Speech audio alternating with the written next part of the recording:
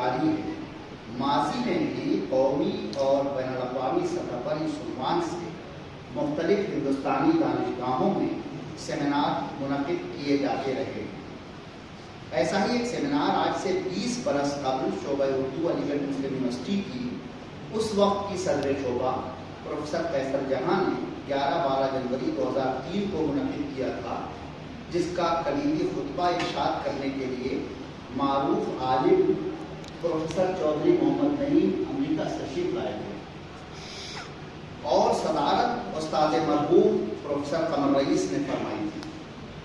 اپنے خطبہ صدارت کو پروفیسر قمر رئیس نے چند سوالات اور نکات پر ختم کیا، جو کچھ یوں تھے۔ اقتباس: یہ صحیح ہے کہ پاکستان کی بعض خاتون ادیبوں مثلاً کشور ناہید اور زاہدہ حنا کی تحریروں میں کہیں کہیں مغرب کی تانیسی تحریک کے اثرات نظر آتے ہیں، لیکن کیا اس تحریک کا اطلاق جو مغرب کے ترقی یافتہ اور سرمایہ پرست صارفی معاشرے میں پروان چڑھی ہمارے ملک کے حالات پر کیا جا سکتا ہے؟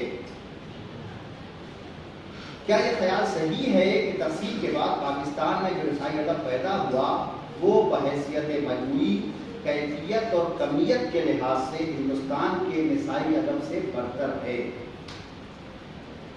ملک کی دوسری قومی زبانوں کے مقابلے میں ہندوستان کے اردو ادب میں چند مستثنیات کو چھوڑ کر خواتین کا حصہ کیوں کم ہے؟ کیا اس کے اسباب مسلم معاشرے اور تہذیب میں تلاش کیے جا سکتے ہیں؟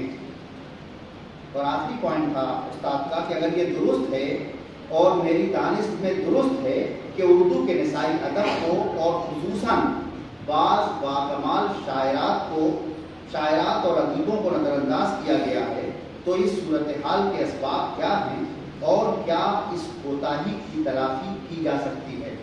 اقتباس ختم۔ اردو میں نسائی ادب کا منظرنامہ، مرتبہ پروفیسر قیصر جہاں۔ یہ اقتباس آپ کی خدمت میں اس لیے عرض کیا گیا کہ یہ سوالات آج بھی منتظر جواب اور یہ نکات آج بھی تشنہ تشریح۔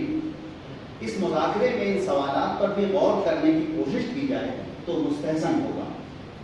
نسائی شاعری کی شناخت ظاہر سی بات ہے اس لہجے سے ہوتی ہے جو طبقہ اناس سے منسوب، لیکن جس آسانی کے ساتھ اور جس بے تکلفی کے ساتھ آج کی شاعرہ میں ہم نسائی لہجے کو دیکھ سکتے ہیں، آج سے قبل اور زمانہ قدیم میں بالکل نہیں دیکھ سکتے تھے۔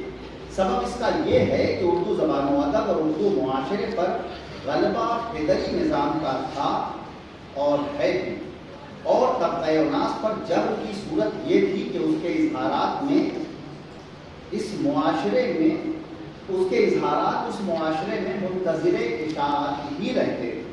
یہی سبب ہے کہ پہلی واضح نسائی آواز شین ظاہرہ خاتون شیروانیہ 1894-1922 قرار پاتی ہے، جس کے نام کا مخفف اس جبر کے ثبوت کے طور پر اس کے ساتھ لگا ہوا، یا پھر انہیں اور دوسرے ناموں سے پردہ-نشین خاتون، ایک خاتون، والدہ فلاں اور خواہر فلاں، اس طرح کے ناموں سے انہوں نے چیزیں لکھی۔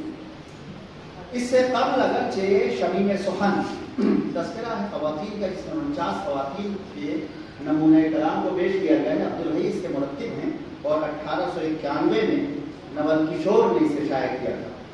اور دوسری ایک دو کتابوں کے ذریعے خواتین کی شاعری کا ذکر ملتا ہے، لیکن ان کی شاعری کو عام مردانہ اظہار یا اردو شاعری کے معروف لہجے میں ہی دیکھا جا سکتا ہے۔ صنف یا اس سے متعلق کسی بھی طرح کا اظہار اولاً تو ہوا ہی نہیں ہے، اگر ہوا بھی ہے تو بہت پردے میں۔ ہم مثال میں تذکرہ شمیم سخن کی فصل اول سے جو زنان بازاری کے نمونۂ کلام پر مشتمل ہے، ایک دو اشعار آپ کی خدمت میں عرض کرتے ہیں۔ یہ دل جب سے کہ خلوت خانہ اس آئینہ روح کا ہے، ملا ہے دیدہ حیراں کو عہدہ پاسبانی کا۔ یہ امراؤ تخلص، امراؤ جان طوائف لکھنوی۔ ایک اور طوائف ہے بنو، اس کا تخلص ہے، یہ خانگی ہے گلاب سنگھ آشفتہ کی، اور اس کے بارے میں لکھا ہے کہ یہ گلاب سنگھ آشفتہ کی معشوقہ تھی، آشفتہ اس کی مفارقت میں اپنا گلا کاٹ کے مر گیا۔ یہ بھی بعد مرگ اس کے کسی سے متفق نہ ہوئی اور 6 مہینے بعد بعارضہ تپ محرقہ فوت ہوئی۔ شعر سنیے کہ چھوڑ کر مجھ کو کہاں آئے بتے گمراہ چلا، تو چلا کیا کہ یہ دل بھی تیرے ہمراہ چلا، اور ناشے آشفتہ کو بے رحموں نے پھونکا آگ سے، آتش غم بھی جوانہ مرگ کی کچھ کم نہ تھی۔ ایک اور شاعرہ ہے پخراج، یہ ملاحت رخ دلکش کی کہاں سے لاتے، ہم سری تجھ سے بھلا شمس و قمر کیا کرتے۔ عرض کرنے کا مقصد یہ ہے کہ 18ویں اور 19ویں صدی میں اگرچہ خواتین شاعری کر رہی تھیں، لیکن آپ عموماً ان کے لہجے یا طریقہ اظہار سے ان کی صنف کی شناخت نہیں کر سکتے، پھر اس صنف کے مسائل یا ان کے درد و داغ اور سوز و ساز کے بیان کا تو ذکر ہی کیا۔ ہاں، واضح زنانہ لہجے میں اظہار کی صورتوں سے ہماری شاعری کی تاریخ خالی بھی نہیں، لیکن یہ تمام اظہارات مرد شعراء کے ذریعے ہو رہے تھے، عورت تو یہاں تھی ہی نہیں۔ اس طرح کے اظہارات کی بھی کئی صورتیں ہیں۔ ایک وہ جس کا سلسلہ ہندوستان کی ہندی شاعری میں عورت کے ذریعے اظہار عشق کی روایت سے جا ملتا ہے۔ اس کی مثال میں امیر خسرو سے منسوب شاعری، دکنی شعراء کے کلام اور شمال سے بھی اشعار پیش کیے جا سکتے ہیں۔ یہاں میں صرف ایک شعر پیش کرتا ہوں جو مجھے یقین ہے کہ اس محفل کے تمام شرکاء کے ذہنوں میں محفوظ ہوگا۔ محمد قلی قطب شاہ کا شعر ہے، کہے تھے پیا بن صبوری کروں، کہے تھے پیا بن صبوری کروں، ہے آ جائے اما کیا جائے نا، پیا بال پہلا کیا جائے نا، پیا بال یکدل لیا جائے نا۔ تقریباً تمام نصابات میں شامل ہے یہ قلی قطب شاہ کا کلام۔ اس سلسلے کا دوسرا غالب اور سب سے قابل ذکر اسلوب، یہ بطور خاص آپ کی توجہ کا متقاضی ہے پہلو، اس سلسلے کا دوسرا غالب اور سب سے زیادہ قابل ذکر اسلوب ہماری تاریخ ادب اردو میں ریختی کے نام سے مشہور ہے۔ بہت دلچسپ بات ہے، ریختی ایک اسلوب شاعری ہے، ایک اسلوب اظہار ہے، اور ریختہ ہماری اسی اردو کا قدیم نام ہے۔ ایک صاحب علم نے اس طرح اظہار کیا کہ آپ کی عبرت کے لیے واقعہ سنا رہا ہوں کہ انہوں نے یقیناً سنا ہوگا ڈاکٹر صاحب کہ انہوں نے کہا کہ ہاں، ریختی 18ویں اور 19ویں صدی میں جو زبان رائج تھی اس کا نام ریختی تھا۔ تو کسی سنجیدہ طالب علم نے کہا کہ قبلہ ریختی تو ایک اسلوب ہے، اسے ریختہ کہتے ہیں۔ بولے جی نہیں، میں اسے ریختی ہی کہتا ہوں۔ اسی کے لیے کہا گیا ہے کہ عذر گناہ نہیں، اصرار گناہ بدتر از گناہ کبیرہ۔ کہ آپ ایک غلطی کر رہے ہو اور اس پر اصرار بھی کر رہے ہیں۔ اس اسلوب اظہار کی بنیاد اگرچہ ریختی، اگرچہ عہد حاضر کے تانیسی ڈسکورس کی روشنی میں اگر اس پر غور کیا جائے تو اسے بلا تکلف پیدری نظام میں عورت کے تعلق سے تحقیر، تذلیل اور تمسخر کے نقطۂ نظر کا زائدہ قرار دیا جا سکتا ہے۔ اس کے بارے میں پروفیسر قاضی افضال حسین کا یہ اقتباس ملاحظہ کریں۔ اقتباس، پہلی خصوصیت یا صفت یہ ہے کہ غزل کی ہیئت میں ریختی کی راوی عورت کی زبان میں بیشتر مرد کو نہیں بلکہ دوسری عورت کو مخاطب کرتی ہے۔ آگے لکھتے ہیں، ریختی کے تجزیہ نگاروں نے اس کا بھی ذکر کیا ہے کہ ریختی میں سطحی اور سستی جذباتیت بہت غالب ہوتی ہے۔ یہ مشاہدہ بڑی حد تک صحیح ہے، اس لیے کہ ریختی گوئی کا مقصد کسی کیفیت، جذبے یا تجربے کی تشکیل نہیں بلکہ محض تفنن طبع اور سطحی جنسی معاملات کے بیان کے ذریعے اپنے سامنے یا قاری کی فوری تفریح ہے۔ اس لیے یہ کہنا درست معلوم ہوتا ہے کہ ریختی عورت راوی کی عورتوں سے گفتگو ہے، لیکن اس کا سامع یا قاری اصلاً مرد ہے۔ سنفیا قاضی افضال حسین، صفحہ 147۔ اس اسلوب اظہار میں ہمارے نہایت اہم اور قابل ذکر شعراء نے توازمائی کی، جن میں انشاء، جان صاحب اور رنگین سر فہرست تھی۔ ان باکمالوں نے شاعری کی تمام اہم اصناف میں ریختی کی مثالیں چھوڑی، جن میں قصیدہ اور مرثیہ جیسے اصناف بھی تھے۔ رنگین کے قصیدے کو اس نے قصیدی کہا ہے بجائے قصیدے کے، اور ان اصناف میں ان کے تمام تکلفات اور پروٹوکول کو شعراء نے اہتمام کے ساتھ پڑھتا، حد یہ کہ حمد و نعت بھی بہت سلیقے کے ساتھ کہی۔ ریتی میں کئی بڑی مشہور نعتوں کی بڑی شاندار تضمینیں ملتی ہیں۔ مشہور نعت قدسی کی ہے، مرحبا سید مکی مدنی العربی دل و جاں بات فدایت چھ عجب خوش لقبی، اس کی بے مثال تضمین کی ہے رنگین، ایسی جان صاحب کیا بھی ہے معاملہ۔ لیکن اس اسلوب کا جو مقصد تھا سطحی جنسی بیانات کے ذریعے قاری یا سامع کی فوراً تفریح، وہ غالب رہا، اور آج ہم تانیسی ڈسکورس کی روشنی میں غور کے بعد طبقہ اناس کی تذلیل اور توہین سے عبارت کرنے میں ہم بجانے ہیں کہ یہ آواز آپ جو ہمارے مطالعے کا سلسلہ ہے، دائرہ ہے، اس حوالے سے سمران منتقل ہے، اس کی روشنی میں جو نسائی سب سے غالب آواز ہے وہ عرض کر رہا ہوں ریختی ہے، اور ریختی پر آپ غور کریں تو کیا عورت کی تسلیل اور تحقیر اور اس کو مذاق بنا کے اور اس کے جنسی حوالوں سے یا دوسرے حوالوں سے تفنن طبع یا تفریح یا معاشرے کے ان لوگوں کی مطلب ایسا ذوق، ایسے بدمذاق لوگ تھے اور کیا حیثیت بنا رکھی جنہوں نے عورت کی، یہ ریختی کا اگر کوئی مطالعہ کرے تو اس پر واضح ہو جائے گا کہ اس عہد میں عورت کی صورتحال کیا تھی، کسی دوسرے حوالے کی چندہ ہوتے ہیں۔ اس حوالے سے ایک بہت خاص بات یہ ہے کہ جن شعراء نے اہتمام کے ساتھ اس اسلوب کو اپنایا، جان صاحب رنگین وغیرہ، وہ اتنے باکمال تھے اور لفظ کے تخلیقی استعمال پر غیر معمولی قدرت رکھتے تھے کہ اس کے اصل تقاضوں، یعنی اس ریختی کا اصل تقاضا ہی کیا ہے، فحاشی یا تذلیل متعلقات طبقہ اناس وغیرہ، اس سے کباہ عہدبرا ہوئے اور اپنا نام کر گئے۔ صرف ایک مثال جو عبرتناک حد تک فحش ہونے کے باوجود اپنی معنویت کے لحاظ سے اصلی حیثیت اور معاصر معاشرے کی سب سے بڑی زحمت کا نہایت بلیغ اور استعاراتی بیان ہے۔ ملاحظہ ہو ایک شعر رنگین کا کہ ماتھا دکھا نہ خون بہا ناف ٹل گئی، ایام کی خرابی سے گدی نکل گئی۔ اس محفل میں تعلیم بجانے والا شعر نہیں ہے، آپ کو رنگین کے مزاج میں ڈر گئے۔ اس محفل میں ریختی کے اس شعر کے معنی بیان کرنا میرے بس میں نہیں، لیکن اس کے استعاراتی اہمیت کے بارے میں اردو کے معروف محقق اور عالم پروفیسر ظفر احمد صدیقی کا یہ بیان جو انہوں نے دوران گفتگو میں مجھ سے ہی کیا، عرض کرتا ہوں۔ یہ شعر واجد علی شاہ کی حکومت کے ختم ہونے کے بارے میں ہے۔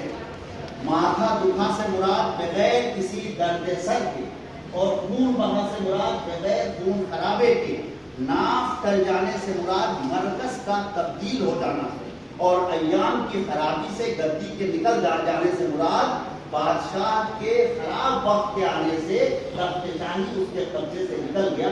یہ وہ سوشل ریلیونس ہے اس شعر کا جس کو خالص ریختی کے عبرتناک پیرائے میں بیان کر کے صورتحال کو قائم۔ اس میں بھی کوئی شبہ نہیں کہ طبقہ اناس کے بارے میں امتداد زمانہ کے ساتھ ساتھ رویہ تبدیل ہوا اور تذلیل و تحقیر والا رویہ قصہ ماضی بنتا گیا۔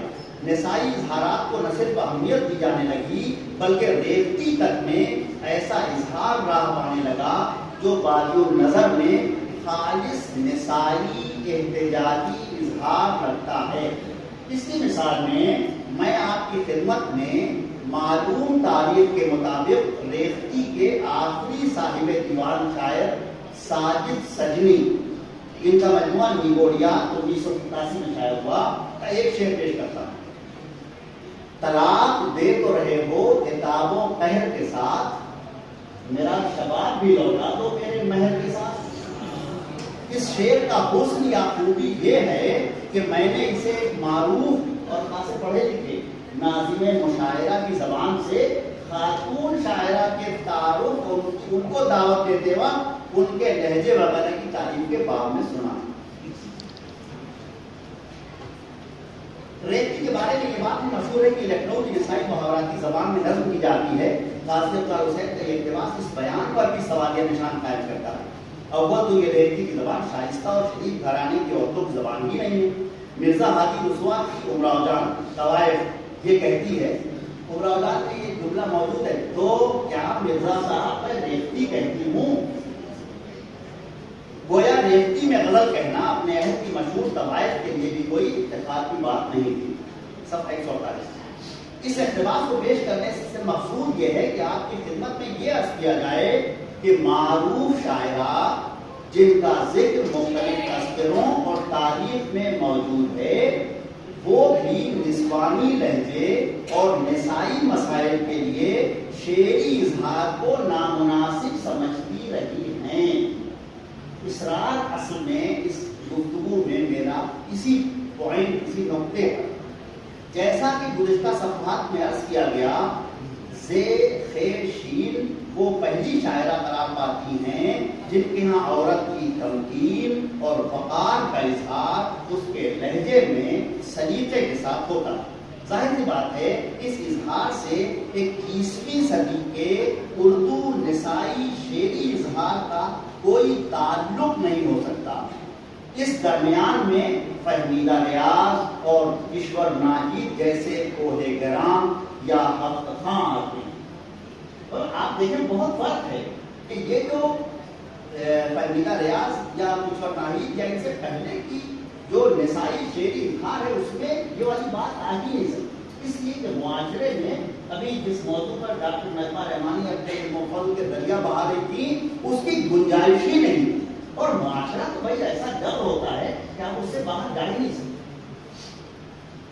زیر شیر سمیت جن خواتین نے عورتوں کے مسائل کو اپنی شاعری کا موضوع بنایا ہے ان کے یہاں چڑچڑاپن یا احتجاج جو نظر آتا ہے یا پھر نرا خبریہ لہجہ یعنی اسٹیٹمنٹ شاعری خال خال ہی نظر آتا ہے. مثال سن لیجیے, ایک نظم, ایک 4 مصرے سنیے زیر شیر کے. خود کام چاہتے ہیں کہ پائے رواج فخر شرع محمدی کو ہو رنگ میں شکست آج, رائج ہو زن کو تختہ نہ ملنے کی رسم بد, ہو فیصلہ شریعت حقہ کا مسترد. تب یہ منظوم کلام ہے, اسٹیٹمنٹ ہے, یہ شاعری سے اس کا کوئی علاوہ اس کے کسی بحث کی اتباع ہے اور کچھ نہیں. آج بے جرم ہمیں صرف قوی نے تاکا, تختہ مشق بنایا ستم بیجا کا, ہائے ان خود غرضوں کو نہیں اتنی بھی خبر, زوجہ جاہلہ ہے آفت جانے چوہر. جس زمانے میں یہ کہہ رہی ہیں, یہ شاعری ہو رہی ہے, اسی زمانے میں ایک زوجہ جاہلہ ایک اسٹالورٹ لڑکا پیدا کرتی ہے, اس کا نام ہے محمد اقبال. ساری دنیا اس کو سلام ہے. ان کی ماں بھی بالکل امام بی بی لٹرل سینس میں زوجہ جاہلہ تھی اپنے میاں. لیکن اب اس کا لہجہ جو ہے, اس کے لہجے پر جو پورب کے لوگ ہیں وہ جانتے ہیں کہ جب ہمارے یہاں گاؤں میں عورتیں لڑتی ہیں تو ایک دوسرے کو گالیاں دینے کے لیے کچھ اشارے بھی کرتے ہیں, کرتی ہیں. ان میں ایک اشارہ ایسے انگلیوں کو توڑنے کا بھی ہوتا ہے. اس کو پڑھ کے یہی تاثر آتا ہے کہ انگلی توڑ کے گالیاں دی جا رہی ہیں مردوں کو یا اس معاشرے. ظاہر بات ہے اس کا شاعری سے کوئی نہیں, یہ نسائی راز تو ہے, شاعری نہیں ہے. اور جن کے ہم شاعری نظر آتی ہے ان کی شاعری کو ہم آپ کیا نسائی شاعری کہیں گے, وہ خود اپنے اس اظہار کو نسائی اظہار ماننے کے لیے تیار نہیں. اس موضوع پر ابھی آپ مقالات بھی سنیں گے اور گفتگو بھی ہوگی کہ بہت ساری شاعرہ ہمارے جن کو ہم نے دیکھا ہے, جن کے شعر سنے ہیں, جن سے گفتگو کی ہے, وہ کہتی تھی کہ نہیں یہ جو مروج نسائی لہجہ ہے یہ خالص سیاسی معاملہ ہے اور ہم پیور شاعر ہیں. ہماری شاعری کو شاعری کی حیثیت سے آتا جائے, کسی چوکھٹے میں فٹ نہ کرے. ہاں نسائی حیثیت جس کا تعلق ظاہری رنگ سے ہے نہیں بلکہ متن کے وقت سے ہوتا اور وہ تخلیق کی روح کی حیثیت رکھتی ہے, وہ ضرور نظر آتی ہے. اور اسی کو کتنا آپ نے ڈسکور کر لیا, کتنا آپ نے تلاش کر لیا, کتنا آپ نے تجزیے کے ذریعے اپنے پیپر واضح کر لیا, یہ ہے آپ کا کارنامہ جو ہونا چاہیے. لیکن وہ خال خال ہے, زیادہ نہیں ہے, اسی لیے اس پر بہت محنت کرنی پڑی. پھر ان شاعرات کو بہت دنوں تک کوئی اہمیت نہیں دی گئی اور مستقلاً نظر انداز کیا گیا. اس کے ثبوت میں ہم پروفیسر قمر رئیس کا ایک اقتباس آپ کی خدمت میں پیش کرتے ہیں. شاعرات کا ذکر کرتے ہوئے پروفیسر قمر رئیس لکھتے ہیں اقتباس: زاہدہ خاتون وہ پہلی ذہین اور ممتاز شاعرہ تھیں. ان کے بعد جن شاعرات نے اعتماد کے ساتھ اس کوچے میں قدم رکھا ان میں صفیہ شمیم، ملیحہ آبادی، کنیز فاطمہ، حیا لکھنوی اور ادا جعفری کے نام قابل ذکر ہیں. یہ اردو کے رومانوی عہد کی فنکار تھیں. ادا جعفری اختر شیرانی سے مشورہ کرتی تھیں. ان کے مجموعے میں نسائی احساس کی مدھم روشنی نمایاں نظر آتی ہے. کہیں کہیں ترقی پسند تحریک کے اثرات بھی ملتے ہیں. اس کے بعد اب قمر صاحب کا اقتباس ہے یہ. اس کے بعد ایسا لگتا ہے کہ ہندوستان میں شاعرات کا کال پڑ گیا. اس کا ایک ثبوت یہ ہے کہ 1972 میں جب خلیل الرحمن اعظمی مرحوم نے 1936 سے 70 تک کی نظموں کا ایک انتخاب نئی نظم کا سفر کے نام سے شائع کیا تو اس میں صرف ایک شاعرہ کی نظم شامل تھی اور وہ شاعرہ تھی پاکستانی شاعرہ فہمیدہ ریاض. اردو میں نسائی کا منظرنامہ صفحہ 23. اپنے اس مضمون میں پروفیسر قمر رئیس یہ بھی کہتے ہیں: تو کیا مان لیا جائے کہ آزادی کے بعد ہندوستان میں اعلیٰ درجے کی تخلیقی اور فکری صلاحیت سے بہرور شاعرات سامنے نہیں آئی؟ اردو شاعری کے فروغ میں ان کا کوئی حصہ نہیں رہا. یقیناً ایسا سمجھنا خلاف واقعہ. اس اقتباس سے میری گزارش کی توثیق ضرور ہوتی ہے جس میں یہ ذکر ہوا کہ شاعرات کو نظر انداز کیا جاتا رہا. پروفیسر قمر رئیس نے اپنے مذکورہ مضمون میں لکھا ہے کہ علی گڑھ کی نامور شاعرات زاہدہ زیدی اور ساجدہ زیدی کا موازنہ نہ صرف پاکستان کی اہم شاعرات بلکہ آج کے ہندوستان میں لکھنے والے کسی بھی نامور شاعر سے کیا جا سکتا ہے.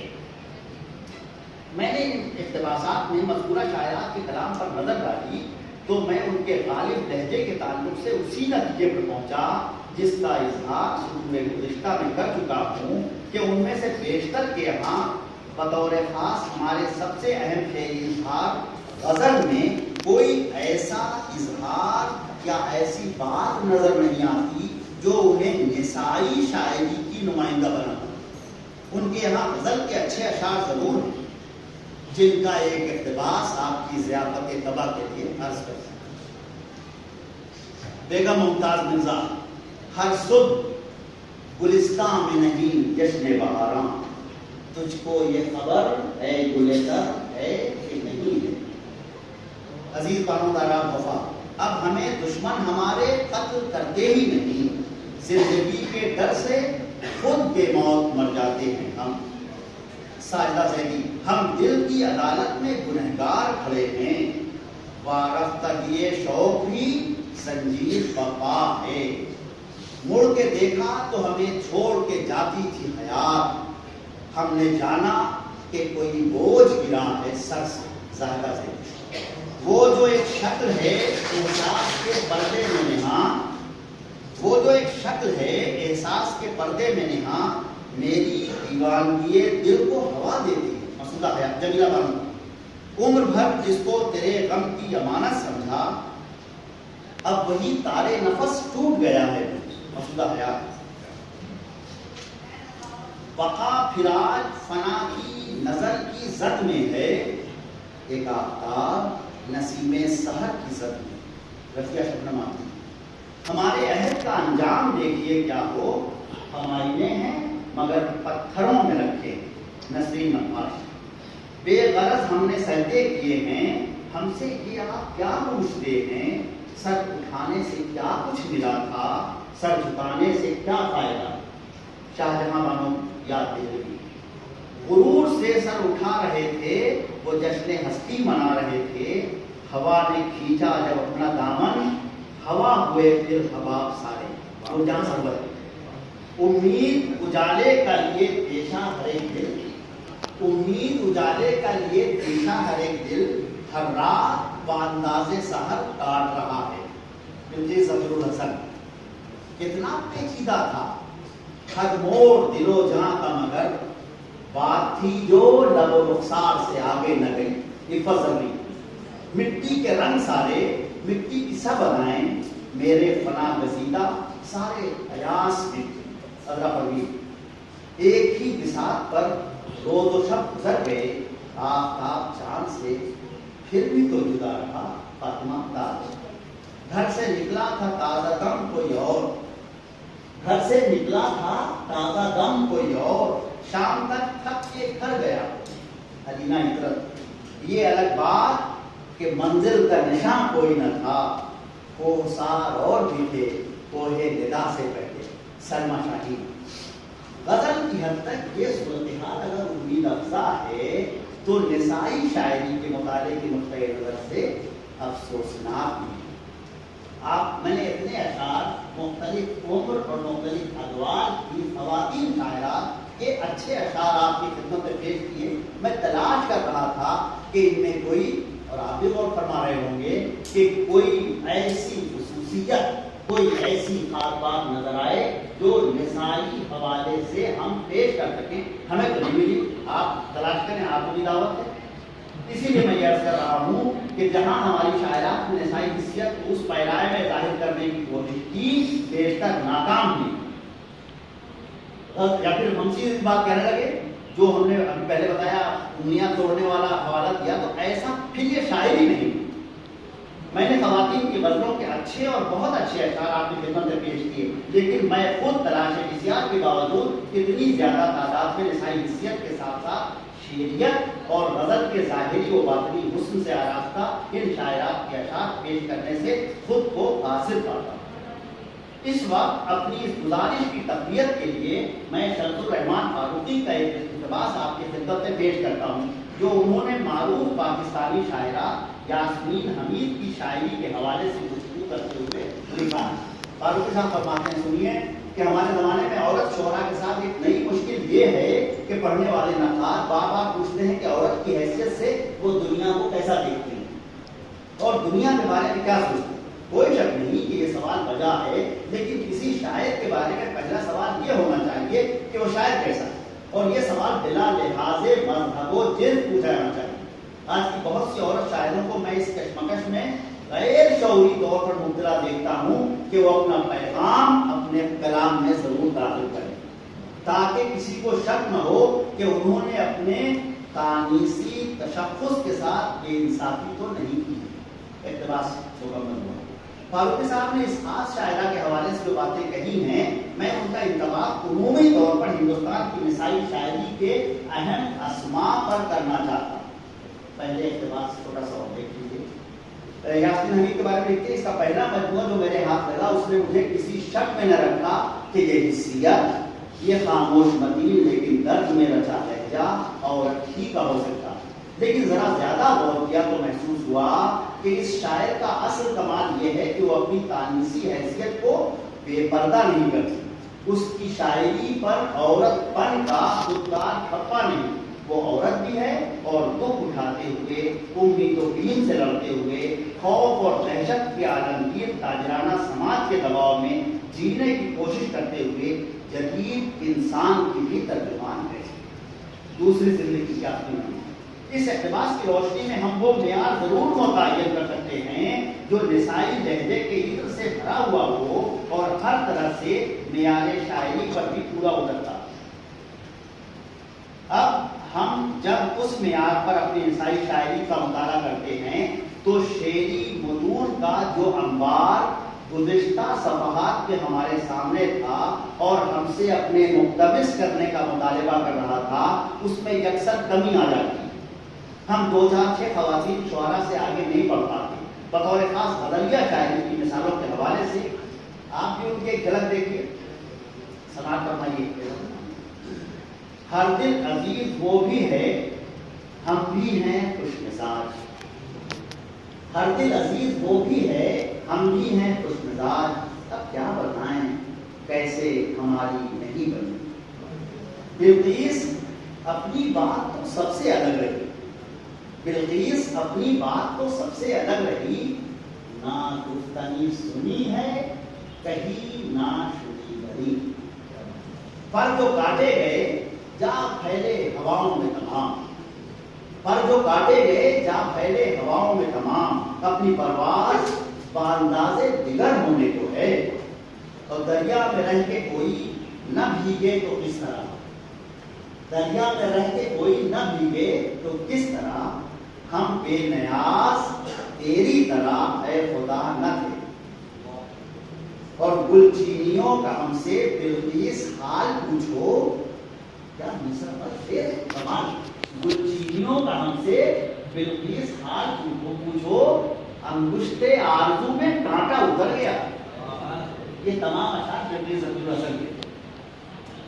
سب سے بڑا یہ جرم تھا میرا, سب سے بڑا یہ جرم تھا میرا, اسی لیے بدنام ہوئی ساری دنیا جہاں گری تھی اسی موڑ پر سبزی میں.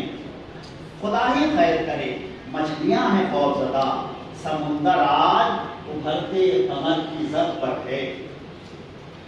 جو بچھڑ جائے اسے خواب ہی سمجھا جائے, ہر تعلق تیرے انداز سے توڑا جائے. رفیہ شبنم آپ کی.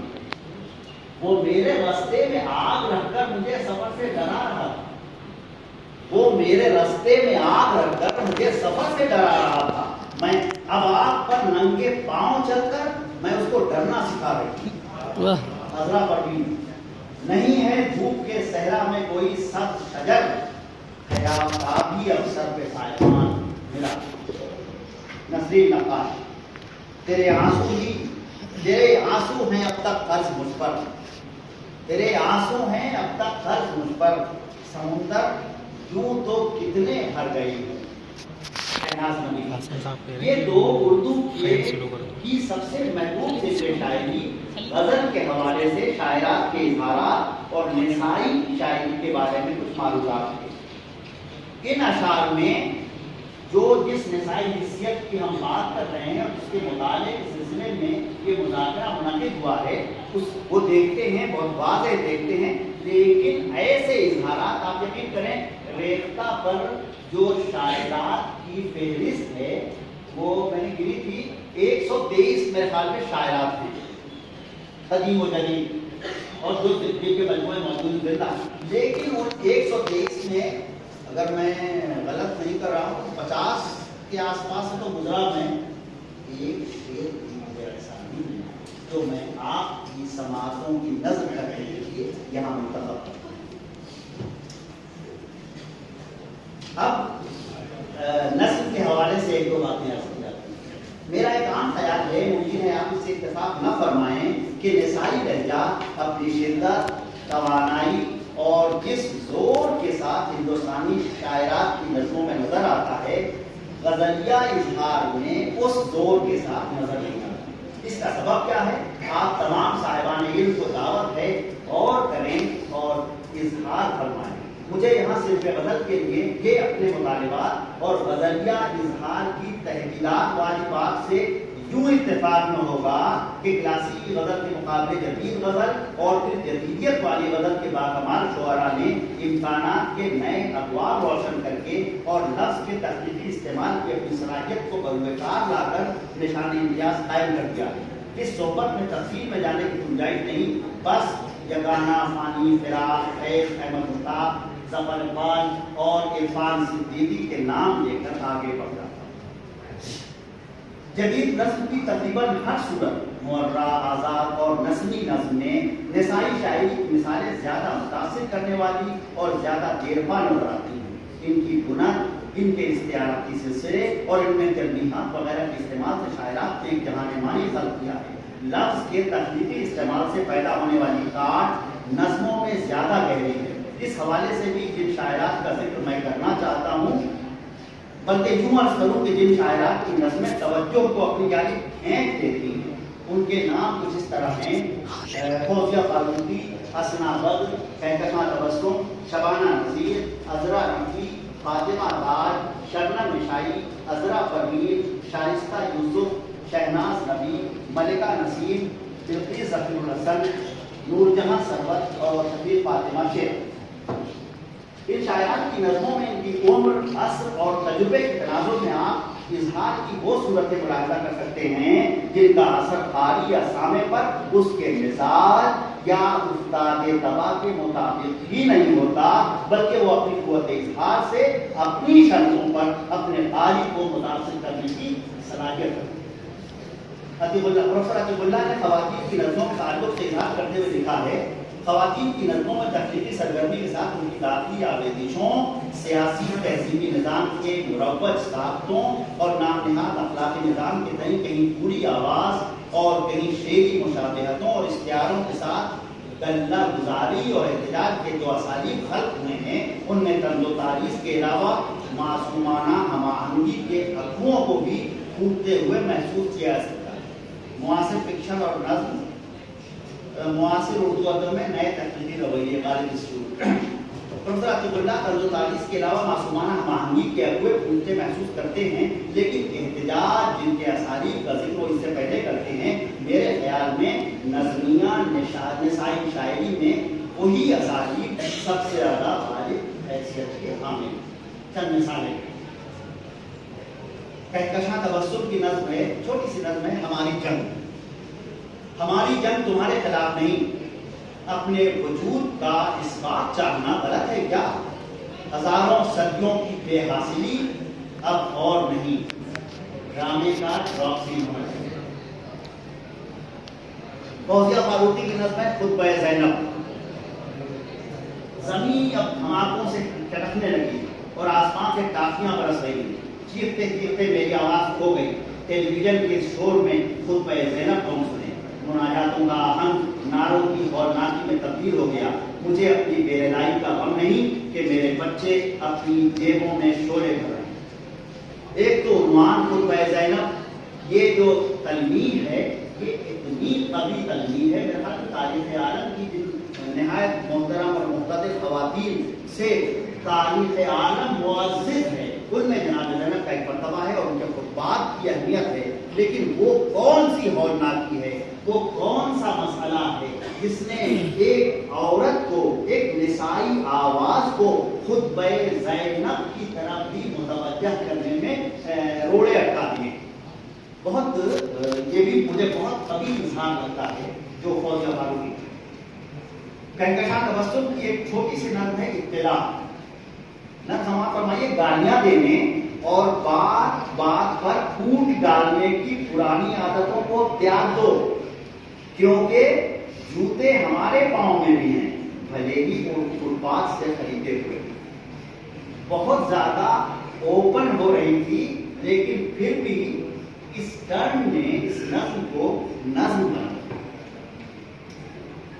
عذرا نقوی کی نظم ہے مانی۔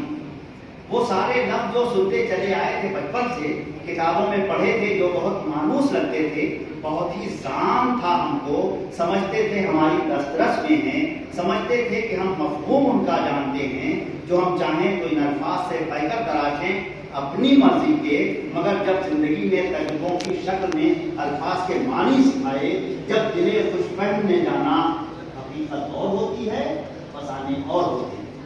حضرت شبنم شاہی کی بلا عنوان نظم ہے۔ جب بھی میں اپنے دکھ الفاظ کرتی ہوں طلاق پاتی ہوں، تم جب جب اپنی پسلی کا گھاؤ بھرتے ہو، میں بیٹی بہن بیوی ماں سب کچھ بن جاتی ہوں۔ میں تمہیں کھولا نہیں اپنی آغوش دے دیتی، تم اپنا گھاؤ بھرتے ہی مجھے اضافی مخلوق بنا دیتے ہو، میں تمہیں دلوں کا تخلیق کروں۔ کیسی پاورفل نظم ہے کہ آپ اس میں دیکھیں کہ اصل جو تخلیقی قوت ہے وہ تو عورت ہی کے پاس ہے۔ مرد کیا پورا مرد معاشرہ اچھا ہے، جو ہے تو بچہ نہیں پیدا کر سکتے، آدمی کو اچھا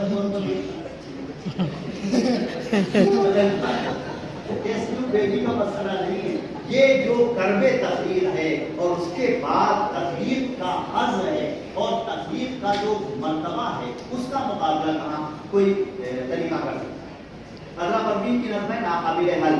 جب میرے حوالوں کے تمام شعبوں کو بیداری سے لطمت کیا جا رہا تھا، جب میری مٹی میں نمی کوڑی جا رہی تھی، جب میری آواز آگ میں حل ہو رہی تھی، تب تک میری پیشانی پر ناقابل حل لکھا جاتا تھا اور میں محض اپنے اس اصول پر زندہ تھی۔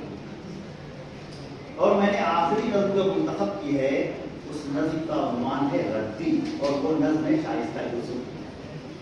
تمہارے سرمایہ میں میری زندگی کے حسین پل، جذبات، واقعات، دھوپ، برساتیں، راتیں، محبتیں، جھگڑے، ان کتابوں کے صفحات میں برسوں سانس لیتے رہے۔ آج وقت کروٹ کے ساتھ جڑنے کے اتنی آسانی سے सब कुछ तबाही को दे दिया।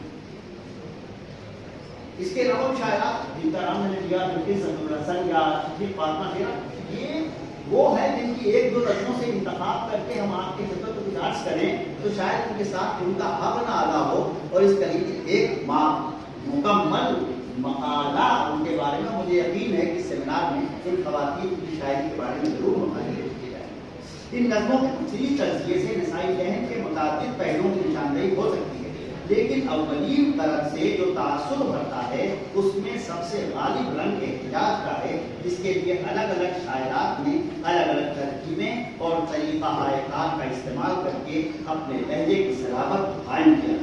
तफसीली तज़किये और दूसरी मिसालों को किसी और नशिस्त के लिए उठा सकता है। आखिर में उस्ताद मरहूम प्रोफेसर कमर रईस के सवालात और निकात पर एक नज़र डाल दी जाए। उनका पहला सवाल था, क्या मगरिब की तानीसी तहरीक का इतलाक़ हमारे मुल्क के हालात में किया जा सकता है? मेरे ख्याल में तो हिंदुस्तान के हालात के तनाजुर में मगरिब के तरक्की याफ्ता और सरमाया परस्त साथी मुआशरे में कुर्बान करी इस तहरीक का कुल्लियतन इतलाक़ अब तक इसलिए कि हम बहुत आज़ादी और बहुत ज़्यादा हमें आज़ादी मिल गई है, बहुत ज़्यादा तरक्की हमने कर ली, लेकिन उसके बावजूद हमारा जो बतौर ख़ास मुतवस्सित तबका के जिसकी नुमाइंदगी हमारे अदब में, उर्दू अदब में होती है, उसके मसाइल अभी भी बहुत हैं। आपकी जो राय हो, आपको दावत है कि तज्जियाती मुताले के जरिए इस सवाल पर अपनी राय का इज़हार करें। दूसरा सवाल था, क्या ये सही है कि तक़सीम के बाद पाकिस्तान में जो निसाई अदब पैदा हुआ वो बहैसियत मजमूई कैफियत और कमियत के लिहाज से हिंदुस्तान के निसाई अदब से बढ़ता है? इसका जवाब इस बात में है और यूं है, नजमान इस तरह बहुत खूबसूरत इशारे किए थे कि पाकिस्तान अपनी तख्लीक के दिन से जिन इबरतनाक मसाइल का शिकार है, जमहूरियत का वहाँ जिस तरह रोज़े अव्वल से ही कत्लेआम शुरू हुआ, जिस तरह वहाँ फौजी, आप सब लोगों को अनवर सज्जाद का नॉवेल याद होगा, खुशियों का बाग। खुशियों के बाग का सरवरक जो है वो मेरे जहन में ऐसे ताज़ा है, आप सबको भी ताज़ा होगा। अगर आप एक बहुत भारी लोहे का गोला है, उससे एक जंजीर, और वो जंजीर एक परिंदे के, नहायत नातवा परिंदे के पैर में है, और लोहे के उस गोले पर एक भारी फौजी बूट रखा, क्या इबरतनाक पेंटिंग थी वो, तो कैसे उसने मतलब ज़हनों को मजबूत कर रखा। तो एहतिजाज की लय वहाँ मर्द हो कि औरत, लहजे ज़ुकूर हो कि इज़हारे तब्क़े-ओ-नात, दोनों में बहुत एहतमाम और बहुत तवानाई के साथ हुआ है।